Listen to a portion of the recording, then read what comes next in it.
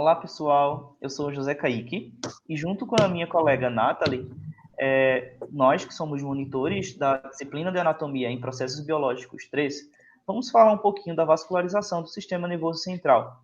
Então, o sistema nervoso, ele trata-se de uma estrutura extremamente especializada e, com isso, os neurônios eles precisam de um suprimento sanguíneo constante para manter bons níveis tanto de oxigênio quanto de glicose. E, por isso, ele não suporta e nem sustenta-se pelo metabolismo anaeróbio. Então, vocês devem imaginar o quanto o encéfalo ele consome de oxigênio que é disponibilizado pela circulação sanguínea, né? É meio cerca de 20%. Por isso, é importante que a gente estude a organização das estruturas pertencentes ao sistema nervoso central e também o território de irrigação dos principais vasos que compõem a rede arterial cerebral.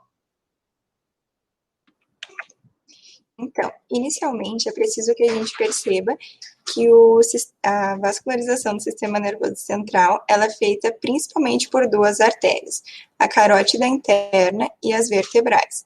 Com isso, a gente vai ter dois sistemas, o sistema carotídeo interno, também conhecido como anterior, e o sistema vértebro-basilar, também conhecido como posterior.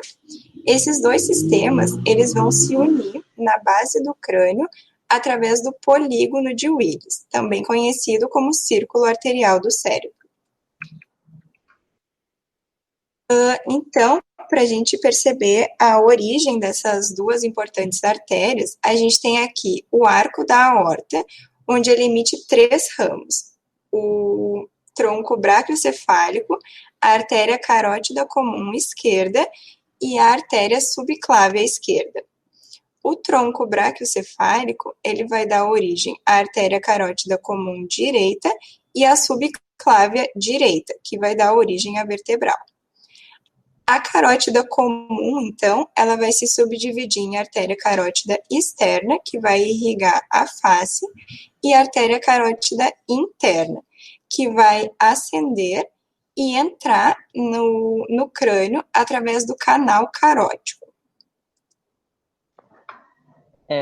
Quanto ao outro sistema, quanto ao outro circuito arterial, consiste no vértebro basilar. Então, as artérias vertebrais, elas que são emitidas através da artéria subclávia, tanto a esquerda quanto a direita, elas vão ascender através dos forames transversos das 7 primeiras vértebras cervicais e adentrar ao sistema nervoso central, adentrar a calota craniana, através do forame magno. Isso. Nessa outra imagem aqui, então, a gente consegue ver novamente o arco da aorta, tronco braquiocefálico, artéria subclávia, aqui a artéria carótida comum, onde a gente vai ter a carótida interna, aqui a carótida interna, dos dois lados, entrando anteriormente, e as vertebrais, ramos da subclávia, entrando posteriormente. Agora, mais especificamente, a gente tem aqui o conhecido também polígono de Willis. A gente vai falar primeiro sobre a porção anterior e depois sobre a posterior. A gente tem aqui, então, a artéria carótida interna, que vai emitir seus dois ramos terminais, que vai ser a artéria cerebral média, tanto direita quanto esquerda, e as cerebrais anteriores. As cerebrais anteriores, elas vão ser responsáveis pela irrigação das faces medial e superior do encéfalo e do polo frontal. A cerebral média vai ser responsável pela irrigação da face lateral do encéfalo e o polo temporal. As artérias cerebrais anteriores vão ser unidas através da comunicante anterior, que vai estar unindo os dois hemisférios do encéfalo. E o outro ramo da carótida interna vai ser a artéria comunicante posterior, que vai ser responsável por unir a carótida interna à artéria cerebral posterior do sistema vértebro-basilar. Então, dando continuidade ao circuito e ao sistema vértebro-basilar, ou o sistema posterior, as artérias vertebrais que vieram lá dos forames transversos das vértebras e adentraram a calota craniana através do forame magno, elas ascendem a partir da porção ventral do tronco cerebral e vão se unir lá próximo do sulco bulbopontino para formar a artéria basilar. Porém, antes mesmo delas seguir o seu percurso, ela emite a artéria cerebelar inferior posterior, sendo essa responsável pela irrigação da porção dorsal inferior posterior do cerebelo. E também vai emitir um ramo a partir das das artérias vertebrais, que é a artéria espinhal anterior. Essa que vocês podem ver bem no meio, que ela vai irrigar a medula. A partir da união dessas duas artérias vertebrais, vai ser formada a artéria basilar, sendo essa que vai emitir alguns ramos também importantes, sendo ela a artéria cerebelar inferior anterior, as artérias pontinas, que são essas mais ao meio, e, por último, próximo da artéria cerebral posterior, ela emite a artéria cerebelar superior, sendo essa que vai irrigar a porção superior do cerebelo. Após isso, ela vai se dividir em duas artérias. A artéria cerebral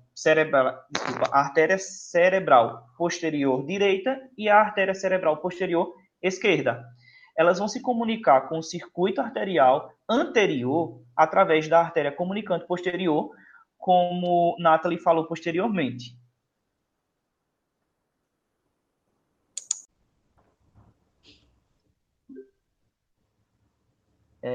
Então, dando continuidade ao nosso feeling de raciocínio quanto às estruturas anteriores, aqui a gente consegue destacar em azul o arco aórtico, onde a gente pode ver o tronco braquicefálico, a artéria carótida comum esquerda, bem como a artéria subclávia esquerda, que vai dar origem às artérias vertebrais, e da carótida comum vai dar origem à carótida interna. Nessa outra visão dessa estrutura, a gente consegue ver agora em ascendência a artéria carótida interna, com a sua entrada no neurocrânio a partir do forame carotídeo. A gente consegue ver ela toda destacada em azul. E lá em cima, no seu ponto final de ascendência, a entrada dela no neurocrânio através do forame carotídeo. Quanto à estrutura do sistema vértebro-basilar, a gente consegue identificar também em azul, em destaque, toda a artéria vertebral, seguindo pelos forames transversos das primeiras vértebras e fazendo a sua ascendência e entrando no crânio através do forame magno.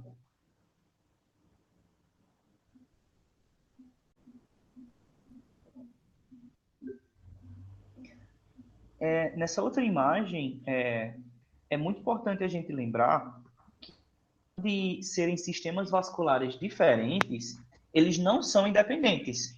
E, por isso, eles vão possuir algumas conexões. Como a gente falou em algumas imagens anteriores, essas comunicações elas vão acontecer tanto pelas artérias comunicantes, a artéria comunicante anterior, bem como a artéria comunicante posterior. Então, eles são suprimentos sanguíneos que não são independentes. Eles se complementam entre si. Nessa imagem, a gente consegue ver o polígono todo de Willis, formado por o circuito anterior e o circuito posterior.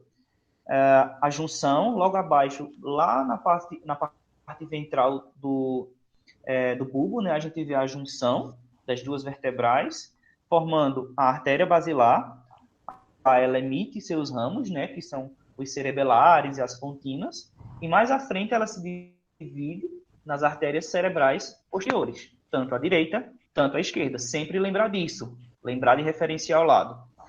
Logo acima, a gente consegue ver as artérias cerebrais médias, indo para os seus pontos de irrigação, bem como mais à frente, a gente vê a cerebral anterior, junto com a comunicante anterior, tá vendo? Que ela fica entre os dois hemisférios, e aí a gente forma todo esse polígono de Willis a partir do circuito anterior e do circuito posterior. Então, como já foi falado pelo Kaique, as artérias cerebrais elas são extremamente importantes. Eu vou destacar agora cada uma aqui para vocês.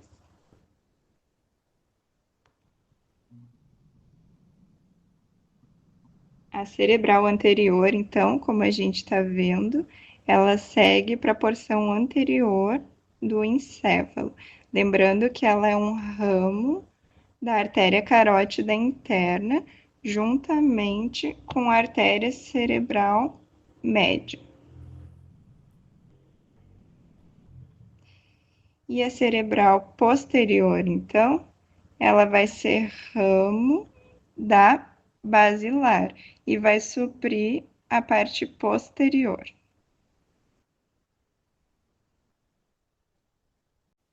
Através dessa imagem, então, a gente vai trazer os ramos das artérias cerebrais para entender qual a parte que ela vai irrigar. A cerebral anterior, os ramos da artéria cerebral anterior vai ser responsável pela irrigação das faces medial e superior do encéfalo e o polo frontal. É importante destacar que a obstrução dessa artéria pode causar paralisia e diminuição da sensibilidade no membro inferior do lado oposto. Os ramos da artéria cerebral média, então, eles vão irrigar a face lateral do encéfalo e o polo temporal.